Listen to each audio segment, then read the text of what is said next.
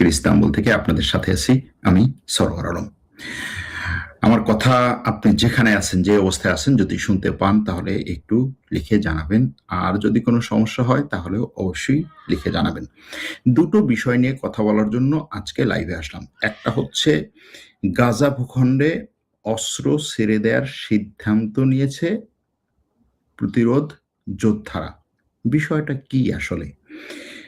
আর দ্বিতীয় হচ্ছে মরক্কো স্পেনের বিষয়। মরক্কো থেকে হাজার হাজার শরণার্থী স্পেনে ঢুকেছে, সংখ্যাটা 50,000 ছাড়িয়েছে, আবার অনেকে ফিরেও আসছে। বিষয়টা কি, ঘটনাটা কি, কি ঘটছে মরক্কো স্পেন নিয়ে?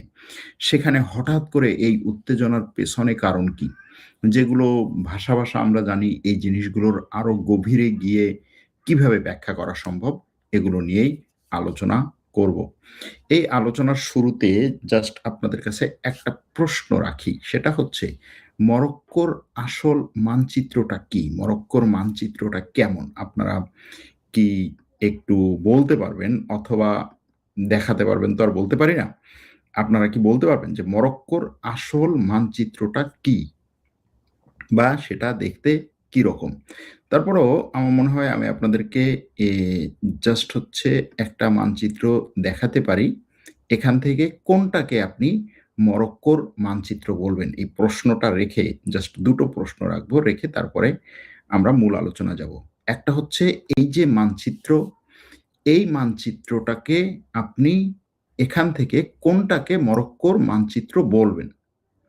কোনটাকে আপনি মরক্কোর মানচিত্র বলবেন?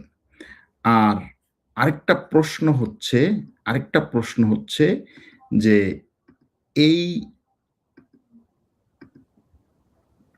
ম্যাপ দেখাবো আপনাকে, একটা, এই ম্যাপ না, একটা হচ্ছে পতাকা দেখাবো। এই পতাকাটা কোন দেশের, কোন জনগোষ্ঠীর? যদি আপনারা বলতে পারেন এই পতাকাটা কোন জনগোষ্ঠীর, এই পতাকাটা কাদের? আপনাদের কি কারো মনে আছে? বলতে পারবেন যে এই পতাকাটা কাদের? পতাকাটা দেখতে কার মতো লাগে, কাদের মতো লাগে এই পতাকাটা? এই দুটো প্রশ্ন রেখে আমরা মূল আলোচনা যাই। শুরুতে একটু গাজা নিয়ে আলোচনা করব, তারপরে আসবে আমাদের মূল আলোচনা। এখন দেখুন,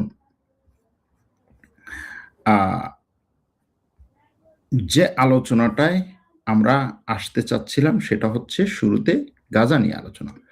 গাজায় কি হয়েছে? গাজায় মূলত গতকালকে হামাস সিদ্ধান্ত নিয়েছে যে তারা অস্ত্র ছেড়ে দিবে। অনেক বড় একটা বিষয় না?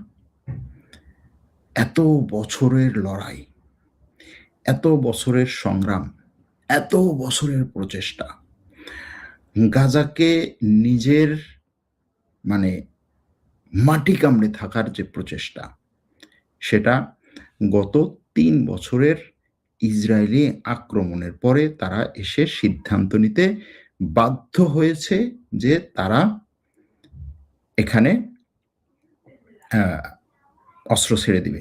এক দর্শক বলছেন পতাকাটা ফিলিস্তিনি পতাকা। আরো অনেক দর্শকদের কাছ থেকে আমি এটার উত্তর চাই, শেষে আমরা সঠিক উত্তরটা বলবো এবং আলোচনাও করব।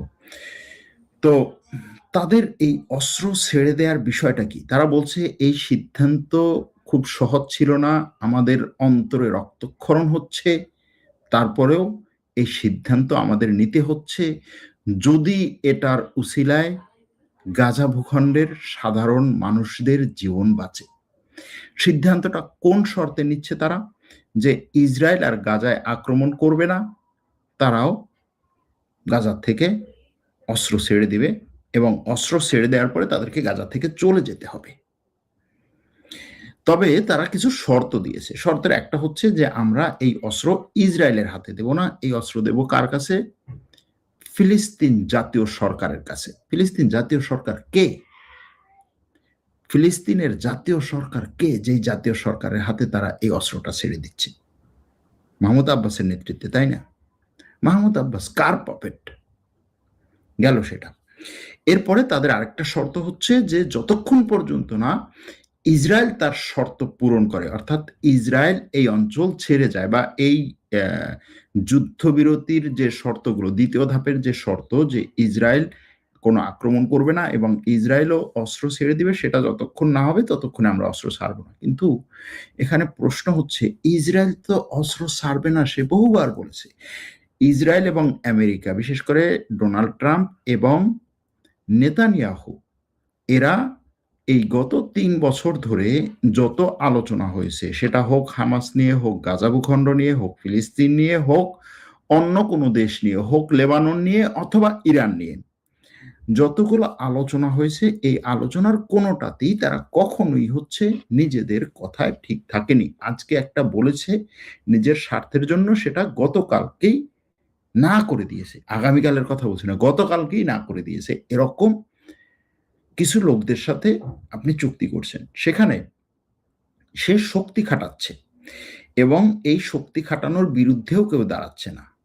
সেহেতু আমার কাছে মনে হয় হামাস যে বলছে যে এখানে ইসরায়েলও যদি শর্ত পূরণ করে, এটা হয়তো তাদের একটা রাজনৈতিক এখানে কথা, কিন্তু ইসরায়েল শর্ত পূরণ করবে না বা ইসরায়েল সেখানে অস্ত্র ছেড়ে দিয়ে সেখান থেকে একেবারে সৈন্য সামন্ত সব নিয়ে চলে আসবে, এটা কে বিশ্বাস করে? আপনি গাজার একটা বাচ্চা শিশুর কাছে গিয়ে জিজ্ঞেস করেন, সেও হয়তো বিশ্বাস করবে না। তারপরে তারা বলছে যে এখানে গাজা ভূখণ্ডে আমরা যে শর্তগুলো পূরণ করব বলছি, সেই শর্তগুলো পূরণ করার ক্ষেত্রে এখানে যুদ্ধবিরতি মেনটেন করতে হবে, এখানে আন্তর্জাতিক ফোর্স আসতে হবে, এখানে গাজার শরণার্থীদের ফেরত যেতে হবে, গাজার উপরে কোনো ধরনের আক্রমণ চালানো যাবে না, গাজার মানুষের উপরে কোনো ধরনের বিধিনিষেধ দেওয়া যাবে না, এরকম অনেকগুলো। কিন্তু দিন শেষে একটা কথাই এখানে স্পষ্ট, সেটা হচ্ছে যে তারা অস্ত্র ছেড়ে দিতে সম্মত হয়েছে, যেটার জন্য ডোনাল্ড ট্রাম্প এবং এই নেতানিয়াহু বহু বছর ধরে কাজ করছে। এখন এই জায়গায় এসে একটা প্রশ্ন সামনে আসে, প্রশ্নটা হচ্ছে তাহলে কি অক্টোবর 2023-এ যে আক্রমণটি হয়েছিল, যেটা দিয়ে এই যুদ্ধ শুরু হয়েছিল, সেটা কি আসলে সঠিক ছিল? এই প্রশ্ন, বা সেটা কি ভুল ছিল, বা সেটাতে কি কোনো কূটনৈতিক সমস্যা ছিল, সেটাতে কি কোনো ধরনের পিছন থেকে ধাক্কা ছিল, তাদেরকে কি মুসলিম বিশ্ব একা ফেলে রেখেছে? এরকম অনেক প্রশ্ন সামনে আসে। যেমন ধরুন যে এই প্রশ্নটা সহজেই আসে, সেটা হচ্ছে কেন ওই দিন, ওই মুহূর্তে, ওই সময় তারা আক্রমণ করলো? সেটার জন্য ফিল্ড কে রেডি করেছিল? অনেক তথ্যে এটা আসছে যে সেটার জন্য ফিল্ড রেডি করেছিল ইসরায়েল বা ইসরায়েলের সরকার, ইসরায়েলের গোয়েন্দা সংস্থা, তারা পথ উন্মুক্ত করে দিয়েছিল। কিন্তু এখানে এটাও স্পষ্ট যে সেই আক্রমণটাকে তখন সাপোর্ট দিয়েছিল ইরান এবং হিজবুল্লাহ। কারণ কোনো কিছু নাই, মুসলিম বিশ্বের কেউই জানে না হঠাৎ করে বিশাল আকারের আক্রমণ এবং এত বড় টাইপের আক্রমণ যে আসলেই সেখানে আপনি প্রথম দিন, দ্বিতীয় দিনের যদি ঘটনা দেখেন, আপনি বলবেন যে হ্যাঁ, এই তো মসজিদ আকসা মুক্ত করার জন্য যাচ্ছে বিশাল এক সৈন্যবাহিনী, এটাই আপনার মনে হবে তখন তাদের অগ্রগতি দেখে। সেটা তারা কাদের সাথে আলোচনা করে করেছিল? যতটা সামনে আসছে তথ্য, সেটা হচ্ছে যে ইরান এবং হিজবুল্লাহ তখন তাদেরকে বলেছিল যে একই সাথে তখন হিজবুল্লাহ হচ্ছে উত্তর দিক দিয়ে ইসরায়েল আক্রমণ করবে এবং ইরান আক্রমণ করবে, এর মাধ্যমে চতুর্মুখী আক্রমণে সবচাইতে বেশি ব্যস্ত হয়ে পড়বে ইসরায়েল এবং তারা সেখানে বড় ধরনের সফলতা পাবে। এমনকি সেই দিনের কথা যদি, তখনকার কথা যদি মনে করেন আপনারা, যে সেই 7ই অক্টোবরের পরের যে প্রথম শুক্রবারটা, খুব সম্ভবত 2 দিন বা 3 দিন পরে, সেই শুক্রবার খুতবায়, জুমার নামাজের খুতবায় হিজবুল্লাহর নেতা, তখন হিজবুল্লাহর নেতার একটা বক্তব্য আসবে, এটা নিয়ে সবার ভিতরে হচ্ছে একটা কি বলে অপেক্ষা, প্রতিশ্রুতি, কি বলে অধীর আগ্রহ, যে হিজবুল্লাহ নেতা বক্তব্য দেবে এবং হামাসের পক্ষ থেকে বা হামাসের যারা ছিল তাদের পক্ষ থেকে বলা হয়েছিল যে এই বক্তব্যে সে বলবে যে আমরা এই যুদ্ধে সরাসরি ঢুকছি। সে দীর্ঘক্ষণ বক্তব্য দিয়েছে কিন্তু বলে নাই যে এই যুদ্ধে আমরা ঢুকছি। সে বলছে যে না, এটাকে আমরা মানে ইসরায়েল আক্রমণকে আমরা সমর্থন করি না, আমরা ফিলিস্তিনি ভাইদের সাথে আছি, এটা সেটা, কিন্তু আমরাও এই যুদ্ধে সরাসরি অংশগ্রহণ করছি বলে নাই এবং তারা যুদ্ধে ঢুকে নাই। এরপরে ইরানের পক্ষ থেকেও এর কিছুদিন পরে যে ইরানের সর্বোচ্চ ধর্মীয় নেতা বক্তব্য দিবেন এবং তার ভাষণ আসবে এবং সেখান থেকে তিনি এটার সাথে সরাসরি অংশগ্রহণ করছেন বলে নাই। এরপরে ওআইসি বিভিন্ন ধরনের মিটিং করেছে, সেখান থেকে নিন্দা বক্তব্য এসেছে, কিন্তু সরাসরি এখানে অংশগ্রহণ করা বা তাদেরকে রক্ষার জন্য মুসলিম জোট বা মুসলিম সামরিক জোট পাঠাবে এরকম কোনো কথা আসে নাই। যে কারণে এই বিষয়গুলো নিয়ে এই ধোঁয়াশাটা বহুদিন ধরে থেকেই যাবে। যাই হোক, শেষ পর্যন্ত যে বিষয়টাতে এখানে উপসংহারে আসতে পারি সেটা হচ্ছে, তারা অস্ত্র ছেড়ে দিলে কি হবে? তারা কি গাজা ভূখণ্ডে থাকতে পারবে? খুব সম্ভবত না। এখানে আমাদের সামনে একটা উদাহরণ আছে। আমি গতকালকেও আমার খুব ঘনিষ্ঠ একটা ফিলিস্তিনি কলিগের সাথে কথা বলছিলাম, গাজা ভূখণ্ডে যার বাড়ি, যার পরিবারের প্রায় ৪৬ জন নিহত হয়েছে এই আক্রমণে। সে বসে বসে হচ্ছে তাদের খবর লিখেছে, চোখের পানি ফেলে আমার সামনে, আমি দেখেছি। তো যাই হোক, তার সাথে কথায় সে যেটা বলল যে আসলে এখানে তুমিও বলতে পারছো না, আমিও বলতে পারছি না। ভুল ছিল কিনা এটা বলার মতো পরিস্থিতিতে আমরা নাই। আজকে এসে আমরা বলতে পারি যে হ্যাঁ ভুল, কিন্তু পরিস্থিতি যদি আজকের মতো না হতো, যদি উল্টো হতো, তাহলে আমরা এটাকে হয়তো ভুল বলতাম না, বলতাম যে হ্যাঁ চমৎকার একটা স্ট্র্যাটেজি তাদের। আবার ফিলিস্তিনের মানুষরা, তাদের যে ইতিহাস, সেই ইতিহাস হচ্ছে তাদের লড়াইয়ের ইতিহাস। তখন সে বলল যে পিএলও, যেটা প্যালেস্টাইন লিবারেশন অর্গানাইজেশন, ইয়াসির আরাফাতের নেতৃত্বে, তাদের খবর কি তুমি জানো? যে তারা একটা সময় সেখানে ফিলিস্তিনকে মুক্তির আন্দোলন করেছিল এবং তারা খুব কট্টর বা খুব যথেষ্ট পরিমাণে ইসলামিক গ্রুপ ছিল না, বেশিরভাগই হচ্ছে সেকুলার আরব। তারা সেই আন্দোলনে যখন আরব দেশগুলো পুরোপুরি সাপোর্ট পায়নি, যে সমস্ত দেশের সাপোর্ট পাওয়ার কথা ছিল সেই সমস্ত দেশ কিছুটা দিয়েছে, বা অন্যান্য আরব দেশের সাপোর্ট তারা প্রত্যাশা করেছিল, পায়নি, শেষ পর্যন্ত তাদের অস্ত্র ছেড়ে দিতে হয়েছে। এবং তারা শেষ পর্যন্ত কোথায় গিয়েছিল তখন? সিরিয়ায়। সিরিয়ায় গিয়েছিল তারা, এবং সিরিয়ায় তাদেরকে তখন আশ্রয় দিয়েছিল, অর্থাৎ তারা অস্ত্র ছেড়ে সিরিয়ায় গিয়েছিল। হয়তো বা সেটার একটা পুনরাবৃত্তি হতে পারে যে হামাস অস্ত্র ছেড়ে দিয়ে অন্য কোনো দেশে হচ্ছে তারা যাবে, কারণ হচ্ছে ওখানে অস্ত্র ছেড়ে দেওয়ার পরে তাদেরকে কে রাখবে? ইসরায়েল। আন্তর্জাতিক জোট যদি বলা হয়, সেটাও তো আসলে ট্রাম্পের নেতৃত্বে বলা যায়, ইসরায়েলের নেতৃত্বে। সুতরাং তাদের হয়তো সেখানে থাকাটা সহজ হবে না, হয়তোবা তাদেরকে অন্য কোনো দেশে সরে যেতে হতে পারে, এরকম একটা পরিস্থিতি হওয়ার সম্ভাবনা আছে। আবার ফিলিস্তিনিরা তাদের সেই সংগ্রাম লড়াইয়ে আবার ঐক্যবদ্ধ হবে, আবার তারা লড়াই করবে। আবার এই যে প্রত্যেকটা ধ্বংসস্তূপের নিচ থেকে যেই কি বলে চারা গাছ গজাবে, সেই চারা গাছ আবার বটবৃক্ষ হবে, আবার তারা সেখানে লড়াই করবে।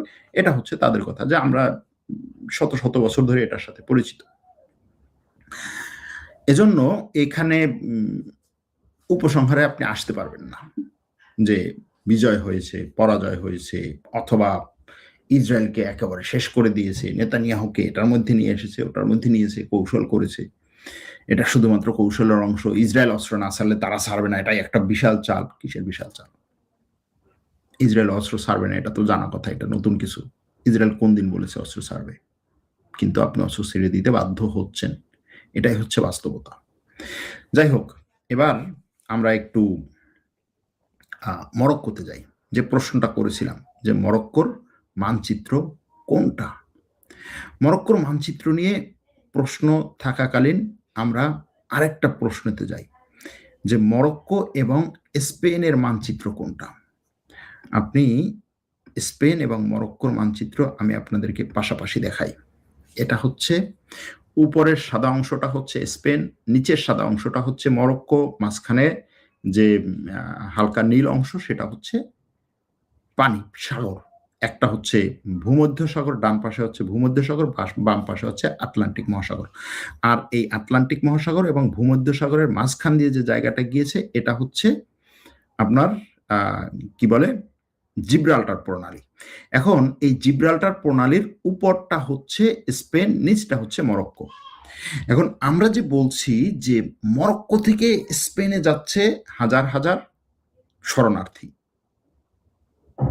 স্বাভাবিকভাবেই আপনার কাছে মনে হবে যে এই পানিপথ পাড়ি দিয়ে ওপারে যাচ্ছে।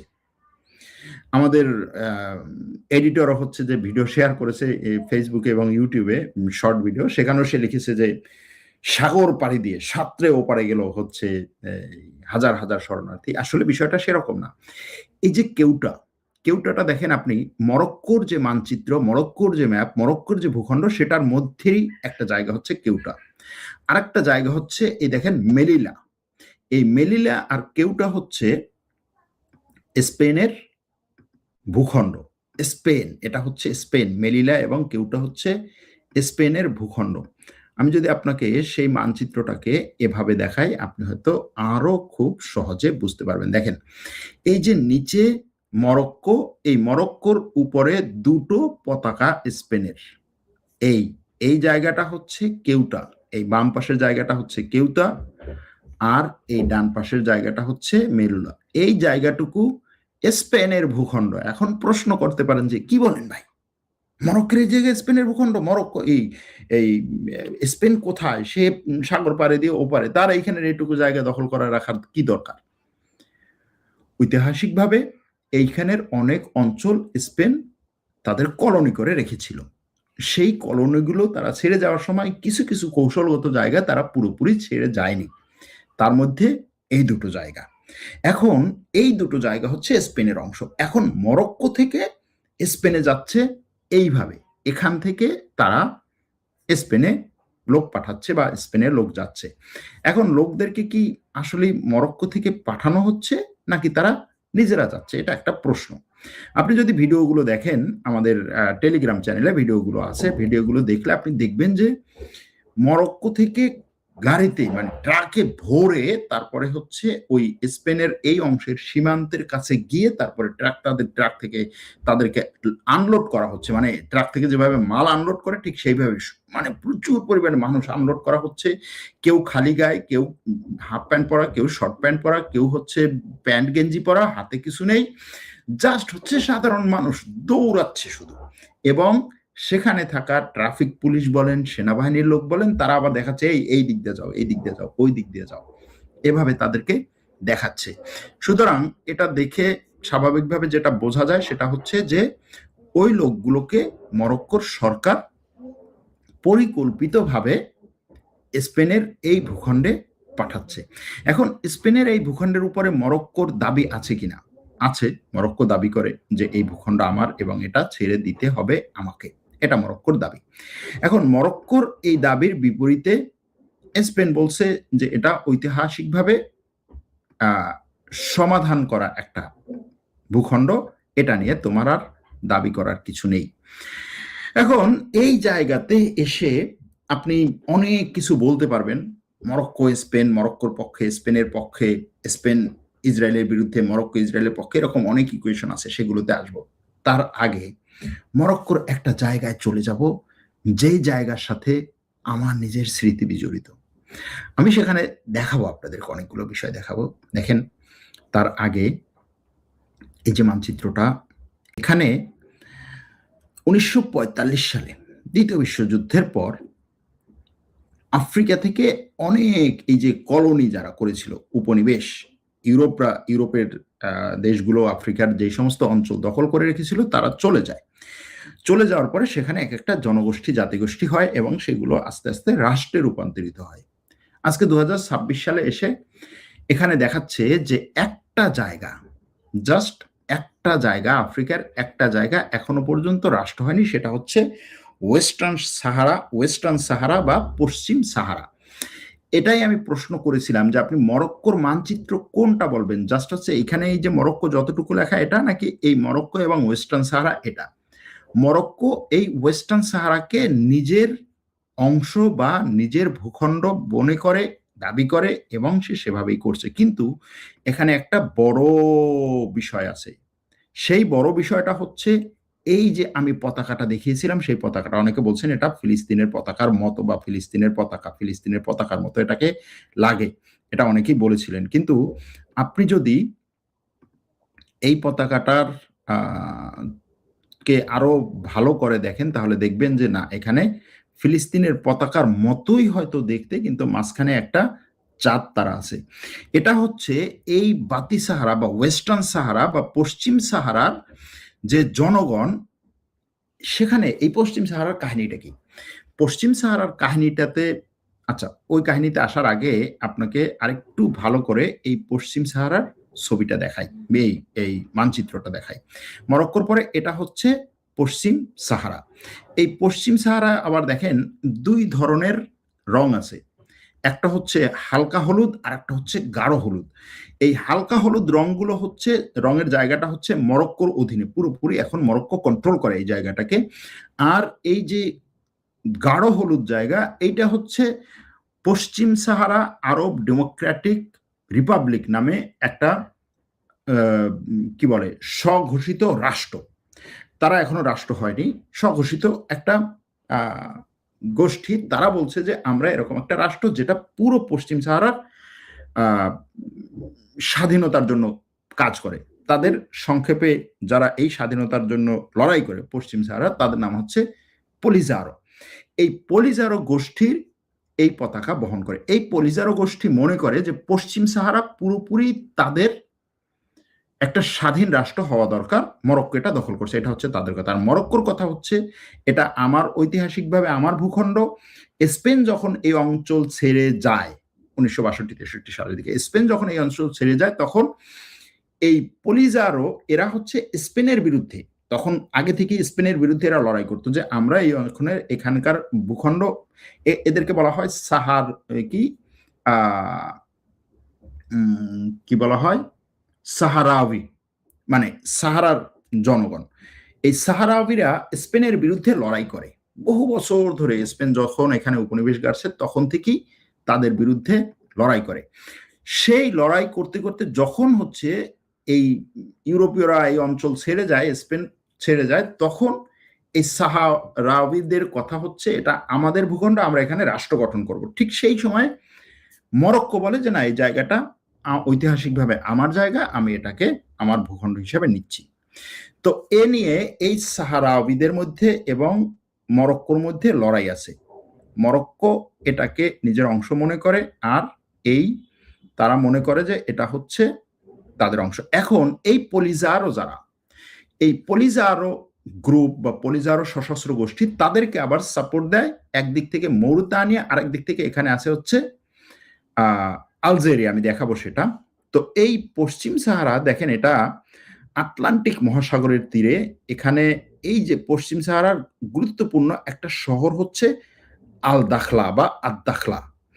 আমি ২০১১ সালে এই আদ দাখলায় গিয়েছিলাম। এটা হচ্ছে সেই ২০১১ সালে আদ দাখলার ছবি। আদ দাখলায় গিয়েছিলাম একটা আন্তর্জাতিক সম্মেলনে, সেখান থেকে এই আটলান্টিক মহাসাগরের তীরেও গিয়েছিলাম। সেই তীরে আবার হচ্ছে আমার নিজের নাম লেখা, হ্যাঁ, সেটার ছবি। তখন আর কি বলবো, ছাত্র জীবন, তখনকার সময়ের সেই স্মৃতিগুলো হঠাৎ করে আজকে মনে পড়লো। তখন একটা ফেসবুক গ্রুপও করেছিলাম আমি নিজে, মানে হচ্ছে বন্ধু, ওই সময় বিভিন্ন দেশের স্টুডেন্টরা, গ্রাজুয়েটরা এসেছিল ওইখানে প্রোগ্রামে। মরক্কোর সরকার এই প্রোগ্রামটা আয়োজন করেছিল। সেই সময় বাংলাদেশের প্রতিনিধি হিসাবে আমি ছিলাম ওইখানে। তো সেই দাখলাতে এবং গিয়েছি সেখানে। সেই সময়ে এই পশ্চিম সাহারার যে সমস্যাটা, সেই সমস্যা নিয়েও তাদের সাথে কথা বলেছি ওই সময়ও। এই যে এখানে এই যে সাদা গেঞ্জি এবং পিছনে হচ্ছে একটা কি বলে বাঁধা নীল, এটা আমি, আমাদের গাড়ি সেই সময়ে বালুর মধ্যে গেড়ে যায়, তারপর হচ্ছে গাড়ি ঠেলে আমরা বের করি। এই হচ্ছে আটলান্টিক মহাসাগরের তীরে, হ্যাঁ, দাখলায়, আদ দাখলা যে জায়গাটা, এই যে সেই দাখলাতে। এরকম আরো বহু ছবি আছে সেখানে বিভিন্ন লোকজনের সাথে। এটা আবার হচ্ছে মরক্কোর মারাকেশে, এটা চা, হ্যাঁ, মরক্কোর চা কিন্তু খুব চমৎকার, মানে ওরা হচ্ছে মিন্ট দিয়ে সুন্দর একটা চা বানায়। যাই হোক, তো এখানে এটা দেখাচ্ছি এজন্য, এই ছেলে দুটো তখন আমাকে খুব হেল্প করছে, ট্রান্সলেট করছে এই এলাকাগুলো ঘুরতে, ওখানে সাধারণ মানুষদের বাড়ি ঘর, তারপরে হচ্ছে তাদের সাথে কথা বলা। ওখানে একটা এই দাখলাতেই একটা বড় বাজারের মতো আছে, বাজার বলতে মার্কেট আর কি, মার্কেট আছে, যে মার্কেটটা পুরোপুরি সব দোকানদার হচ্ছে নারী, সব 100% দোকানদার হচ্ছে নারী। যাই হোক, যে কথাটা বলার জন্য এই জিনিসগুলো ইয়া করলাম, যে এই দাখলার সাথে আমার স্মৃতি বিজড়িত আছে। সেখানে আমি তখন গিয়েছিলাম, এবং তখন এই পশ্চিম সাহারার সমস্যাটা কি এবং তাদের নিজেদের সাথে যে কথাগুলো হয়েছে আমার, হ্যাঁ, এরা তখন মরক্কোর সরকারের সাপোর্টে, মরক্কোর সরকারের পক্ষেই তারা কথা বলে, কিন্তু তাদের কথা হচ্ছে যে এই দাখলাতে পর্যন্ত হচ্ছে গোলাগুলি হতো, মারামারি হতো, এবং মরক্কোর সরকার এই বেদুইন বা হচ্ছে এই পশ্চিম সাহারার প্রচুর মানুষকে মেরেছে, হত্যা করেছে, এটা তাদের কথা। এবং শেষ পর্যন্ত মরক্কোর সরকার এই জায়গার 3/2 অংশ নিয়ন্ত্রণ করছে।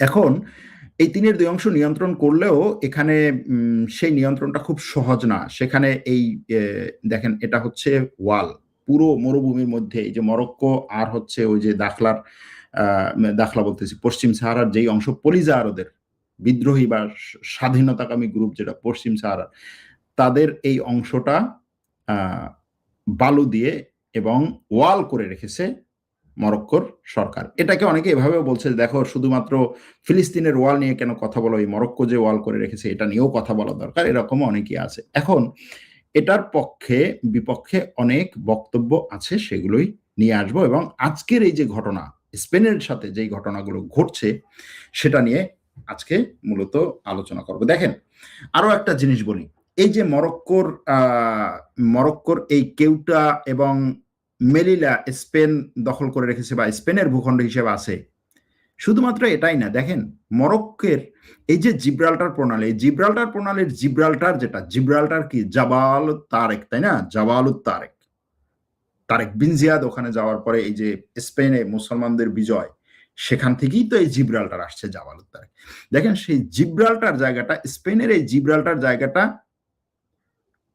ব্রিটেন এখনো পর্যন্ত দখল করে রেখেছে। তো এরকম বিভিন্ন জায়গা আছে, ধরেন গ্রিসের একটা জায়গা আছে খুব ছোট্ট, গ্রিস এমনিতেই হচ্ছে ছোট, এই গ্রিস বলতেছি, সাইপ্রাস এমনিতেই ছোট, সেটা আবার 2 ভাগে বিভক্ত। সেই 2 ভাগের আবার হচ্ছে যে গ্রিক সাইপ্রাস, সেই গ্রিক সাইপ্রাসের একটা জায়গা আছে ইউকে দখল করে রেখেছে, এরকম বিভিন্ন জায়গা আছে। যাই হোক, যে কথাটা বলার জন্য মূলত আজকের আলোচনা, সেটা হচ্ছে যে এই মরক্কোর যে ওয়েস্টার্ন সাহারা সমস্যাটা, মরক্কোর কথা হচ্ছে ওয়েস্টার্ন সাহারা আমার অংশ, এটাই কেউ সাপোর্ট দিতে পারবে না। এখন সেখানে সাপোর্ট দেয় কে? সেখানে সাপোর্ট দেয় মূলত, সবচেয়ে বড় সাপোর্ট দেয় হচ্ছে আলজেরিয়া। এই দেখেন, এই ওয়েস্টার্ন সাহারাতে সবচাইতে বড় সাপোর্ট দেয় আলজেরিয়া। এমনকি এই পলিজারোর নেতা যারা আছে, পলিজারো যে বলছি যে একটা রাষ্ট্র গঠন করেছে, সেই রাষ্ট্র গঠনের কাঠামো বা তারা যে বলে যে আমরা এই রাষ্ট্রের প্রধান, তারা সবাই আলজেরিয়াতে অবস্থান করে। আলজেরিয়া থেকে এই ওয়েস্টার্ন সাহারাতে মরক্কোর বিরুদ্ধে লড়াই পরিচালনা করে, যে কারণে আলজেরিয়া এবং মরক্কো পাশাপাশি দুটো মুসলিম রাষ্ট্র হওয়ার পরেও তাদের মধ্যে সম্পর্কটা হচ্ছে সাপে নেউলে।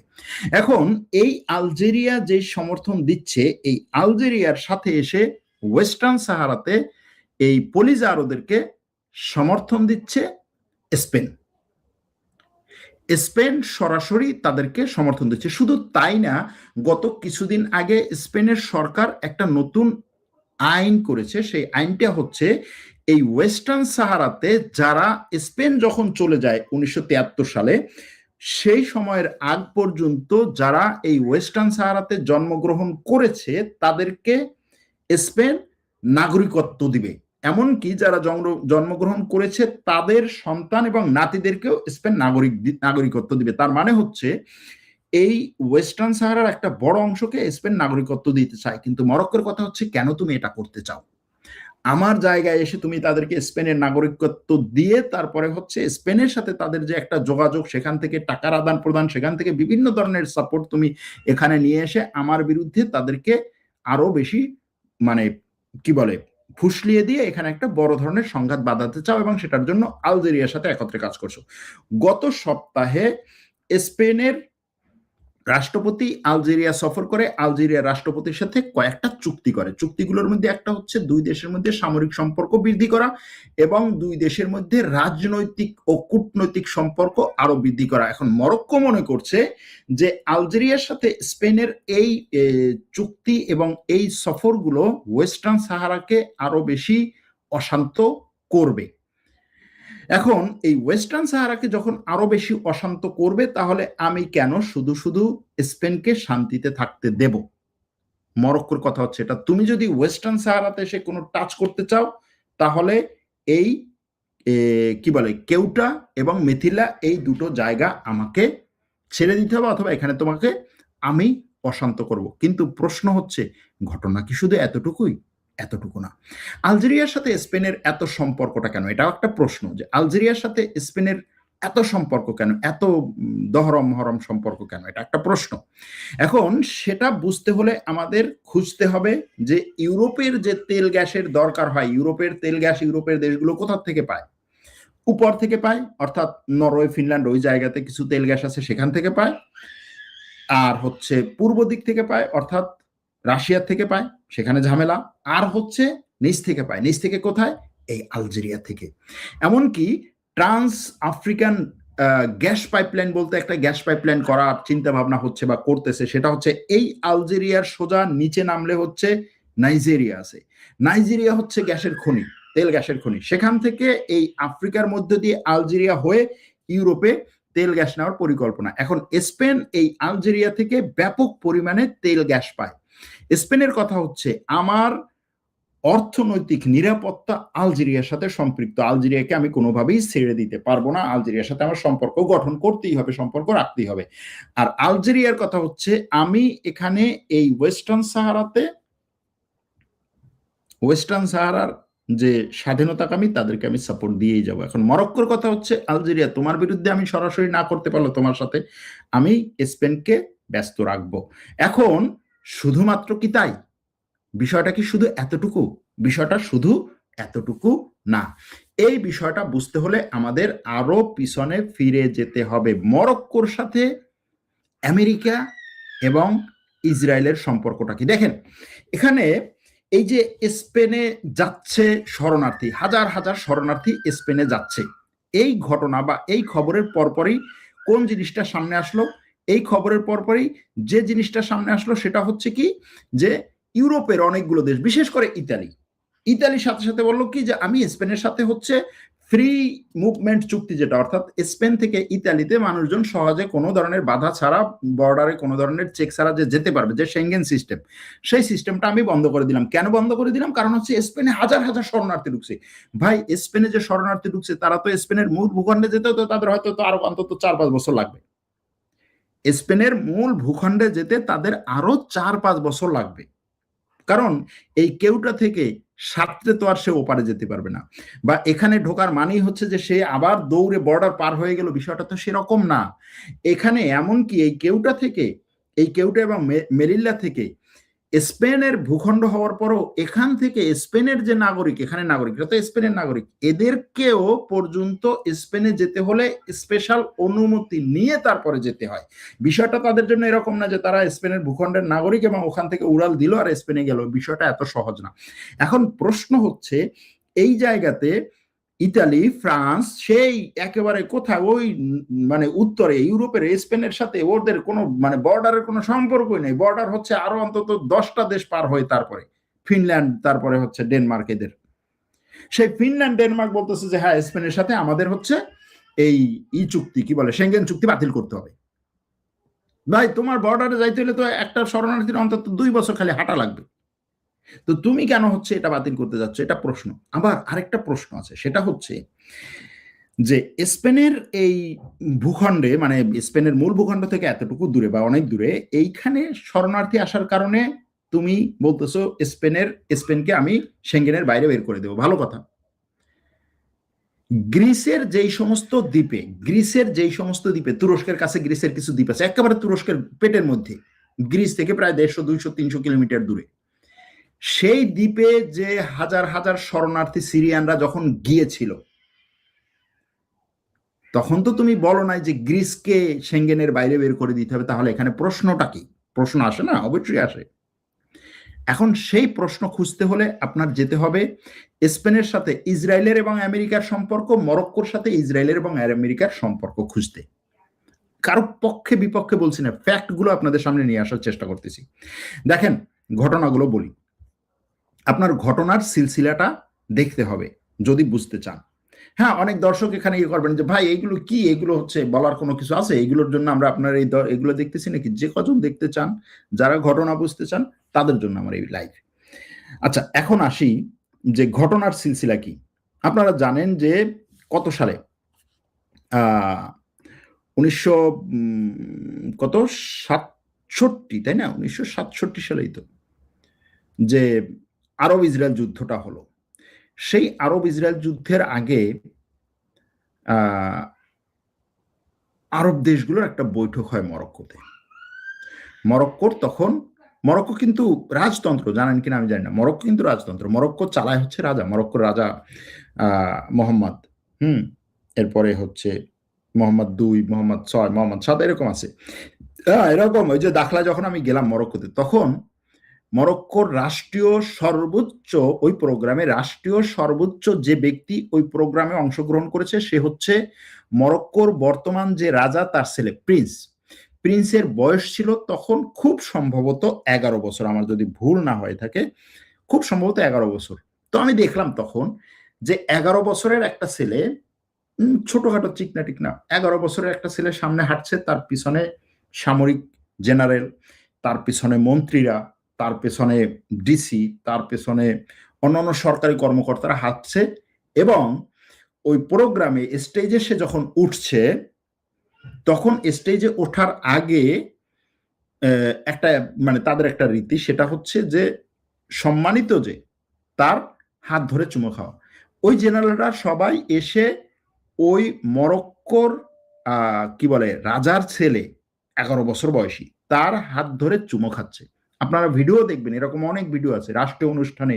হ্যাঁ, মরক্কোর রাজার এই ছেলের হাত ধরে চুমো খাচ্ছে। এখন হয়তো তার বয়স কত 20-22 হবে হয়তো। তো যে জন্য এটা বললাম যে মরক্কো হচ্ছে রাজতন্ত্র। তো সেই সময়ে 1967 সালে আরব লীগ একটা মিটিং করে এবং সেখানে তারা পরিকল্পনা করে, আলোচনা করে যে হচ্ছে ফিলিস্তিনে এরকম যদি একটা ইসরায়েলের উপর আক্রমণ হয়, সেই আক্রমণে কিরকম কি করা হবে না করা হবে। সেই মিটিং এর আগে তখনকার মরক্কোর রাজা ইসরায়েলের মোসাদ এবং এই যে শিনবেত আছে না, ইসরায়েলের যে দুটো সেনবেত, ইসরায়েলের যে দুটো মূল গোয়েন্দা সংস্থা, তাদের কয়েকজন এজেন্টকে যেই হোটেলে এই মিটিংটা হবে, যেই রুমে এই মিটিংটা হবে, সেই রুমে কি জানেন, সেই রুমে একটা ওই যে তাদের কথা রেকর্ড করার ডিভাইস, ছোট্ট কথা রেকর্ড করার ডিভাইস লাগিয়ে রাখে। পরবর্তীতে সে বুঝতে পারে যে হচ্ছে আরবদের অনেকে ওদের দেখে সন্দেহ টন্দেহ করতেছে। প্রোগ্রামের একদিন আগে তাদেরকে সে সেখান থেকে সরিয়ে নেয়, কিন্তু ওই রেকর্ডগুলো ইসরায়েলের কাছে যায়। এবং অনেকেই মনে করে যে সেই রেকর্ড ইসরায়েলের কাছে যাওয়ার কারণেই আসলে ওই যুদ্ধে ইসরায়েল আরবদের পরিকল্পনাগুলো আগে থেকে জেনে নেয় এবং তখন অতর্কিত, যেটাকে আমরা অতর্কিত হামলা বলি, তারা আগে থেকেই পরিকল্পনা জানে যে ও এভাবে করতে চাচ্ছে, আমি তার আগেই আক্রমণটা করবো। গোয়েন্দাগিরির কারণ, মূল জিনিসটা কি যুদ্ধে? গোয়েন্দাগিরির মূল জিনিসটা কি? আপনি যদি আপনার শত্রুর মুভমেন্ট গুলো জানেন, যে সে আগামীকাল, আগামী 1 ঘন্টা পরে, আগামী 2 ঘন্টা পরে কোন দিক থেকে মুভমেন্টটা নেবে, সেটা আপনি জানলে আপনি আগেই কাজ করতে পারবেন, সিদ্ধান্ত নিতে পারবেন, আগেই হচ্ছে আপনি আক্রমণ করতে পারবেন। এটাই হয়েছে, অনেকে এরকম মনে করছে, গেল সেটা। এরপরে আমি যদি সাম্প্রতিক ঘটনাগুলোর দিকে তাকাই, সাম্প্রতিক ঘটনাগুলো জাস্ট হচ্ছে একটা ঘটনার সিলসিলা বলি। বছর 2020 ডিসেম্বরের 10 তারিখ আমেরিকার প্রেসিডেন্ট ঘোষণা দিলেন যে মরক্কো আব্রাহাম অ্যাকর্ডে যুক্ত হচ্ছে। স্বাভাবিকভাবে মানুষ তখন চিন্তা করে যে ভাই আব্রাহাম অ্যাকর্ড ঠিক আছে, ইসরায়েলকে মেনে নেওয়ার জন্য ইসরায়েলের আশেপাশে মুসলিম যে দেশগুলো আছে সেগুলোকে মেনে নিল, সেগুলো তাদের সাথে বিভিন্ন ধরনের ইসরায়েলের বাণিজ্য, এটা সেটা বিভিন্ন ধরনের সম্পর্ক। তো সেই সুদূর মরক্কো ইসরায়েল থেকে কত হাজার কিলোমিটার দূরে, ওর এইখানে টেনে আনার দরকার কি, প্রশ্নটা আসতেই পারে। যাই হোক, তো সেই সময়ে এই আব্রাহাম চুক্তি যে মরক্কো স্বাক্ষর করেছে, সেটার বিপরীতে, সেটার প্রতিফল স্বরূপ আমেরিকা বলল কি, যে ওয়েস্টার্ন সাহারা মরক্কোর অংশ, আমি এটাকে স্বীকৃতি দিলাম। বুঝতে পারছেন কেন ওয়েস্টার্ন সাহারার গল্প নিয়ে আসছি? তখন আমেরিকা বলল ওয়েস্টার্ন সাহারা মরক্কোর অংশ, আমি স্বীকৃতি দিলাম। এর আগে কিন্তু আমেরিকাও স্বীকৃতি দেয়নি, কারো স্বীকৃতি পাচ্ছিল না। গেল সেটা ডিসেম্বর 10, ডিসেম্বর 11, 2020 আমেরিকার সরকার বলল যে মরক্কোর কাছে আমরা $1 বিলিয়ন অস্ত্র বিক্রি করার সিদ্ধান্ত নিয়েছি। $1 বিলিয়ন অস্ত্র বিক্রির সিদ্ধান্ত নিয়েছি। এরপরে 2011 জানুয়ারি 15 তারিখ মরক্কোর বর্তমান রাজা মোহাম্মদ 6, এই মোহাম্মদ 6 ভিজিট করলো আমেরিকা হোয়াইট হাউস, দেখা করলো প্রেসিডেন্ট ট্রাম্পের সাথে।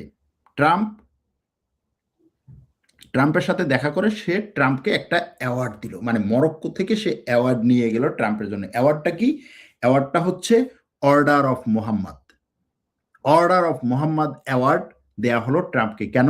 কারণ হচ্ছে ট্রাম্প এই ওয়েস্টার্ন সাহারাকে স্বীকৃতি দিয়েছে। ট্রাম্প আবার এই মরক্কোর প্রেসিডেন্ট, মরক্কোর রাষ্ট্রপতি মরক্কোর রাজাকে ট্রাম্প তখন আবার প্রতিফল স্বরূপ আরেকটা অ্যাওয়ার্ড দিল, লিজন অফ মেরিট। হ্যাঁ, এটা হচ্ছে চিফ কমান্ডার লেভেলের একটা মেরিট, এই অ্যাওয়ার্ড সেটা দিল। ঠিক সেই সময়ে ট্রাম্প ঘোষণা দিলেন যে আমেরিকা দাখলাতে, বলছিলাম না আমি দাখলা গেছি, এর জন্য বলি নাই, এমনি বলি নাই যে আমি নিজের হচ্ছে জাস্ট করি প্রচারণা করার জন্য, জাস্ট ওটার সাথে একটা স্মৃতি জড়িত, সেটা বলছিলাম। আমেরিকা বলল কি, যে আমি সেই ওয়েস্টার্ন সাহারার পেটের মধ্যে দাখলাতে কনসুলেট অফিস ওপেন করব, এবং এই যে আমি যে মরক্কোকে শুধু স্বীকৃতি দিলাম যে ওয়েস্টার্ন সাহারা তোমার একটা ভূখণ্ড, স্বীকৃতি দিয়েই আমি শেষ করিনি, আমি সেখানে আমার ডিপ্লোম্যাটিক মিশন ওপেন করছি স্বীকৃতির অংশ হিসেবে। এবং শুধু তাই না, একই সাথে এই ডিপ্লোম্যাটিক মিশন সেখানে কি করবে, যদি কোনো আমেরিকানই না থাকে তাহলে কি হবে, সেখানে তেল, গ্যাস, আরো একটা জিনিস আছে ফসফেট, দুনিয়ার সবচাইতে বেশি ফসফেট মজুদ আছে এই ওয়েস্টার্ন সাহারায়। এগুলো উত্তোলনের জন্য আমেরিকার কোম্পানি সেখানে বিনিয়োগ করবে এবং আমেরিকার কনসুলেট সেখানে কাজ করবে। আমি গতকালকেও বলেছিলাম যে আমেরিকার কোনো জায়গায় ডিপ্লোম্যাটিক মিশন মানেই হচ্ছে তাদের গোয়েন্দা কাজ। গেল সেটা। 2021 মে মাসের 17 তারিখ মরক্কো কি করলো, স্পেনকে শাস্তি দেওয়ার জন্য স্পেনের সীমান্তে, এই যে কেউটা সীমান্তে সে বর্ডারের কন্ট্রোলটাকে শিথিল করে দিল, এবং তখন প্রায় 8,000 শরণার্থী কেউটাতে ঢুকেছিল, 8,000 শরণার্থী। ঠিক সেই সময়ে ইউরোপ স্পেনকে চাপ দিয়েছিল যে এই স্পেন, তোমার মধ্যে শরণার্থী ঢুকতেছে। মরক্কোকে চাপ দেয় নাই, তোমার মধ্যে শরণার্থী ঢুকতেছে, তোমার সাথে কিন্তু আমরা সম্পর্ক রাখবো না। এরপরে নভেম্বর 24, 2021 মরক্কো এবং ইসরায়েল একটা প্রতিরক্ষা চুক্তি স্বাক্ষর করে, যেই প্রতিরক্ষা চুক্তির অধীনে মরক্কোর ভূখণ্ডে ইতিহাসে প্রথমবার ইসরায়েলের সেনারা সৈনিকের পোশাক পরে মরক্কোর ভূখণ্ডে নামার অনুমতি পায়। বিষয়টা বুঝেন নাই, তাই না? ইসরায়েলের সেনারা, কোনো একটা দেশের সেনাবাহিনী তখনই হচ্ছে তার সেনাবাহিনীর সৈনিকের পোশাক পরে ওই দেশে নামার সুযোগ পায় যখন ওই দেশের সাথে এই দুই দেশের এই ধরনের চুক্তি। তা নাহলে ঠিক আছে, তোমার সৈন্য আসতে পারে, সিভিল ড্রেস আসবে, তাকে আমি সৈন্য হিসেবে কোনো ধরনের গার্ড দেব না। এরপরে হচ্ছে 2023 জুলাই 17 ইসরায়েলের প্রধানমন্ত্রী, 2023 জুলাই 17, তখনও কিন্তু এই 7 অক্টোবরের ঘটনা ঘটে নাই। ইসরায়েলের প্রধানমন্ত্রী বলল যে ওয়েস্টার্ন সাহারাকে আমি মরক্কোর অংশ হিসেবে স্বীকৃতি দিলাম। মরক্কোর রাজা এই মোহাম্মদ 6 তার কাছে চিঠি দেয়, ইসরায়েলের প্রধানমন্ত্রী, এবং সেই চিঠিতে এটাও বলে যে আমি মরক্কোর ওয়েস্টার্ন সাহারার ওই দাখলা অঞ্চলে আমার কনসুলেট ওপেন করব। মিলাইতে পারতেছেন? এই যে এক সুতায় কিভাবে কি গাথা গেল সেটা। এরপরে হচ্ছে 2025 এপ্রিলের 5 তারিখ। হ্যাঁ, এরপরে এই যে 7 অক্টোবরের ঘটনা, ইসরায়েলের গাজায় আক্রমণ, তারপরে হচ্ছে লেবাননে আক্রমণ, ফিলিস্তিনে আক্রমণ, ওয়েস্ট ব্যাংকে আক্রমণ, তারপরে হচ্ছে ইরানে আক্রমণ, এগুলো নিয়ে মরক্কো কখনোই কোনো কিছু বলে না এটার বিরুদ্ধে। কারণ কি? কারণ সে হচ্ছে আব্রাম চুক্তিতে আবদ্ধ, যেটা এই আরব দেশগুলোর মধ্য থেকে, যেটা আমরা একেবারে চাক্ষুষ স্পষ্ট প্রমাণ পাই কোনটার থেকে? আরব আমিরাত থেকে। যাই হোক, এরপরে 2025 সালের এপ্রিলের 5 মরক্কো লোকজন, হাজার হাজার মরক্কোর লোক এই যে ইসরায়েলি সেনাবাহিনীর বিরুদ্ধে বিক্ষোভ করে। মরক্কোর বিভিন্ন শহরে এই বিক্ষোভ ছড়াই পড়ে। ইসরায়েল গাজায় যে পরিমাণ আক্রমণ করে, সেই আক্রমণে মরক্কোর সরকার কোনো ধরনের পদক্ষেপ না নেওয়ার কারণে সেটার বিরুদ্ধে এটাকে ইয়া করে, জনগণ হচ্ছে সরকারের বিরুদ্ধে রাস্তায় নামে। সরকার সেখানে ব্যাপক পরিমাণে হচ্ছে তাদের উপরে ফোর্স প্রয়োগ করে তাদেরকে, ওই বিক্ষোভ কয়েকদিন চলছিল, আপনারা হয়তো জানেন। এরপরে 3 দিন পর 8 এপ্রিল 2025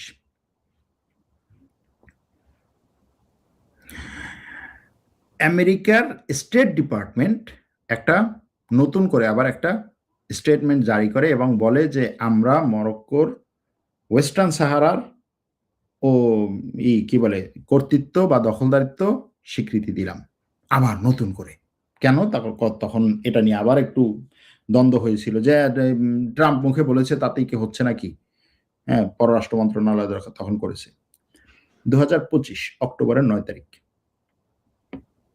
অক্টোবরের 9 তারিখ কি ঘটেছিল? স্পেন বলল যে আমেরিকার প্রেসিডেন্ট ডোনাল্ড ট্রাম্প আমাকে যে চাপ দিচ্ছে বা ন্যাটোর সদস্য দেশগুলোকে যে বলছে যে 5% তার জিডিপির 5% এই অস্ত্রে ব্যবহার করতে হবে, জিডিপির 5% তার প্রতিরক্ষা খাতে ব্যবহার করতে হবে, আমি এটা করব না, এটা আমার দ্বারা সম্ভব না, আমার জনগণের অন্যান্য খাত আছে সেগুলোতে আমার টাকা পয়সা খরচ করতে হবে। ট্রাম্প বলল কি? স্পেনকে ন্যাটো থেকে বের করে দেব। মনে আছে? মনে নেই? স্পেনকে ন্যাটো থেকে বের করে দেব। এরপরে স্পেনের উপরে নতুন করে ট্যারিফ দেব। এরপরে স্পেনকে এটা করব, স্পেনকে ওটা করব। স্পেন কি ছিল? এই গাজা যুদ্ধে সবচাইতে, ইউরোপের মধ্যে সবচাইতে বেশি ইসরায়েল বিরোধী বক্তব্য, ইসরায়েল বিরোধী পদক্ষেপ, ইসরায়েল বিরোধী রাজনৈতিক কূটনৈতিক ইয়াতে সোচ্চার ছিল স্পেন। এখন স্পেন এটাও বলছে যে ইসরায়েলের প্রধানমন্ত্রী নেতানিয়াহু যদি আমেরিকা সফরে যায় তাহলে আমার আকাশের উপর দিয়ে যেতে পারবে না। এই জন্য হচ্ছে ওই বিভিন্ন দেশ ঘুরে টুরে তারপর হচ্ছে তার যেতে হয়েছে। আবার স্পেনের কাছে 2026 সালে যখন ইরানে আমেরিকা অ্যাটাক শুরু করলো বা অ্যাটাক করার সিদ্ধান্ত নিল, তখন আমেরিকা কি করলো যে এই ইউরোপে ইসরায়েলের কাছাকাছি যে সমস্ত ইউরোপীয় দেশ আছে, যেমন ধরেন গ্রিস, তারপরে হচ্ছে ইটালি, তারপরে হচ্ছে স্পেন, হ্যাঁ, এই সমস্ত দেশে সে তার বিমানগুলো এনে রাখবে, বড় বড় যে যুদ্ধ বিমানগুলো সেগুলো এনে রাখবে। স্পেনের দুটো ঘাঁটি ব্যবহারের অনুমতি চাইলে স্পেন বললো না, আমি এই অনুমতি দেবো না। ইরানের বিরুদ্ধে যে আক্রমণ তুমি করছো সেটা তুমি নিয়ে আসো, জাতিসংঘের অনুমতি নিয়ে আসো, আমি তোমাকে দেবো। জাতিসংঘের অনুমতি নেই, তুমি নিজে নিজে আক্রমণ করতে যাচ্ছ, আমি এখানে দেবো না। আমেরিকা বললো ঠিক আছে, ফাজলামি করতেছো, যা, তোর উপরে আমি হচ্ছে 100% ট্যারিফ দিয়ে রাখবো। এমনকি তুরস্কে গত কয়েকদিন আগে যে ন্যাটো সম্মেলন হয়েছিল, সেই সম্মেলনে যেখানে স্পেনের প্রধানমন্ত্রী আছে, যেখানে তুরস্কের এবং অন্যান্য দেশগুলোর প্রধানমন্ত্রী আছে ন্যাটোর সম্মেলনে, সেখানে বসে ট্রাম্প বললো যে আমি স্পেনের উপরে হচ্ছে 100% ট্যারিফ দিয়ে দিলাম। স্পেন আমার কথা শুনে না। যে লোকটার সাথে 1 ঘন্টা আগে দেখা হয়েছে, 1 ঘন্টা পরে দেখা হওয়ার পরে বেরোয় বলে আমি স্পেনের সাথে 100% ট্যারিফ দিয়ে দেয়, আবার একদিন পরে বলে ঠিক আছে স্পেন আমার কথা শুনছে, এখন আর করবো না। এই যে অবস্থাটা। এরপরে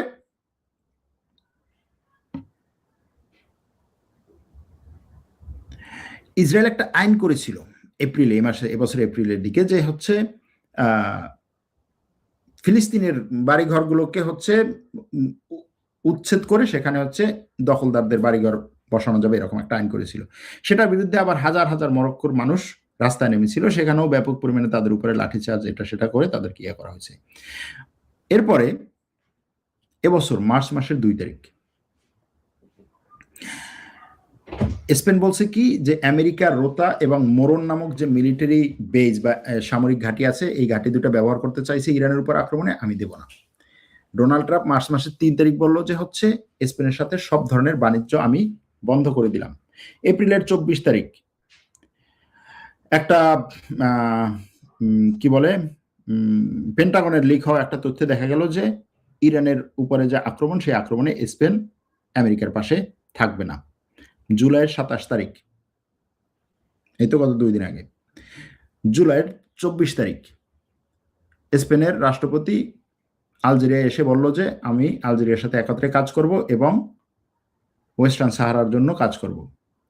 জুলাইয়ের শুরুর দিকে স্পেনের সংসদ সিদ্ধান্ত নিল যে ওয়েস্টার্ন সাহারায় যারা হচ্ছে স্পেনের ওইখানে থাকাকালীন সময় জন্মগ্রহণ করেছে তাদেরকে আমি নাগরিকত্ব দেব। এবং আরো একটা সিদ্ধান্ত, সেটা হচ্ছে ওয়েস্টার্ন সাহারা থেকে যারা গিয়ে স্পেনে থাকবে তারা 2 বছর থাকলেই নাগরিকত্ব পাবে। অন্য দেশ থেকে স্পেনে গিয়ে থাকলে 10 বছরের দরকার হয় নাগরিকত্ব, ওয়েস্টার্ন সাহারা থেকে যারা যাবে তারা 2 বছর মধ্যে নাগরিকত্ব পাবে। এই ঘটনাগুলোর পরে কি হলো, 50 থেকে 60 হাজার গত 2 দিনে মরক্কোর বিভিন্ন জায়গা থেকে লোকজন স্পেনের ওই অংশে ঢুকলো। এবং এর 4-5 দিন আগে মরক্কোর সরকার 3000 বড় বড় দাগি আসামি, খুনি টুনি অমুক সমুক, তাদেরকে মুক্ত করে দিল মরক্কোর রাজা। ধারণা করা হচ্ছে যে এদের মধ্যে এই লোকগুলো থাকবে। এখন এই যে শরণার্থী আমরা বলি, শরণার্থী স্বাভাবিকভাবে কি, যে আমি অন্তত একটু পোটলাপাটলি যা আছে 2-4টা নিয়ে যাই, একটা দেশে যাই, অন্তত প্রাথমিক কিছুদিন থাকা খাওয়া পোশাক টোশাক আমার যা যা দরকার সেগুলো নিয়ে আমি ওখানে যাব। কিন্তু এখানে এই ভিডিওতে যা দেখা যাচ্ছে যে মরক্কো থেকে যে সমস্ত লোকদেরকে ট্রাকে করে নিয়ে যাওয়া হচ্ছে এবং বিভিন্ন জায়গা থেকে ট্রাকে করে নিয়ে যাচ্ছে, কে নিয়ে যাচ্ছে, কে তাদেরকে দিচ্ছে, কি বলে একত্র করছে, কে তাদেরকে এইভাবে কন্ট্রোল করছে, তাদেরকে পথ দেখাচ্ছে, এবং এই লোকগুলোর হাতে না আছে কোনো ব্যাগ, না আছে কোনো কিছু, না আছে কোনো মোবাইল পর্যন্ত, জাস্ট হচ্ছে গিয়ে যাচ্ছে। হতে পারে বেদুইন আছে মরক্কোতে প্রচুর পরিমাণে, তাদেরকে ধরে নিয়ে ভাই তুই যা, যদি যাইতে পারো তাইলেই হচ্ছে ইউরোপের ইয়া হয়ে যাবে, এরকম একটা পরিস্থিতি। এখন এই যে 50,000 লোক গেল, এই 50,000 লোক কি করলো, এদের মধ্যে থেকে আবার বেশিরভাগ একটা অংশ ফেরত চলে আসলো।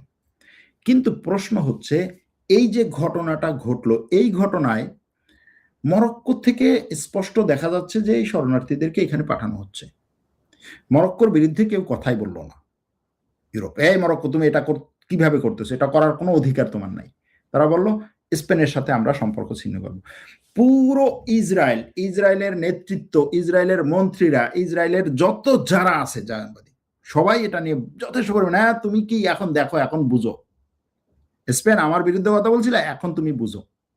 এমনকি নেতানিয়াহুর ছেলে পোস্ট করেছে যে আমি চাই স্পেনের এই কেউটা এবং মেলিলা এই অঞ্চল দুটো স্বাধীন রাষ্ট্র হয়ে যাক, যেমন স্পেন চায় যে 2 স্টেট সলিউশন, রাষ্ট্র সমস্যার সমাধান, যে একটা ফিলিস্তিন রাষ্ট্র হবে, একটা ইসরায়েল রাষ্ট্র হবে, ঠিক সেইভাবে আমি চাই স্পেন একটা রাষ্ট্র হবে, জিব্রাল্টার আর একটা রাষ্ট্র হবে, তারপরে হচ্ছে কেউটা আর একটা রাষ্ট্র হবে, মেলিলা আর একটা রাষ্ট্র হবে।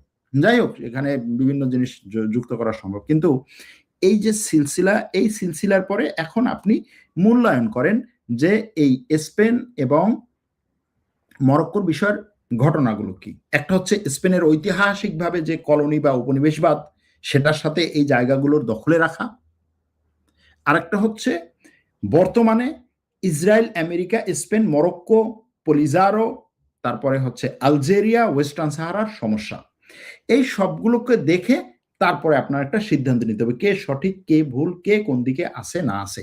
সিদ্ধান্ত আপনার, প্রশ্ন আমার, কে সঠিক, আপনি কাকে মনে করেন এখানে সঠিক, এই প্রশ্ন রেখেই আজকের এই লাইভ এখানেই শেষ করলাম। ভালো থাকবেন, সুস্থ থাকবেন, আল্লাহ হাফেজ।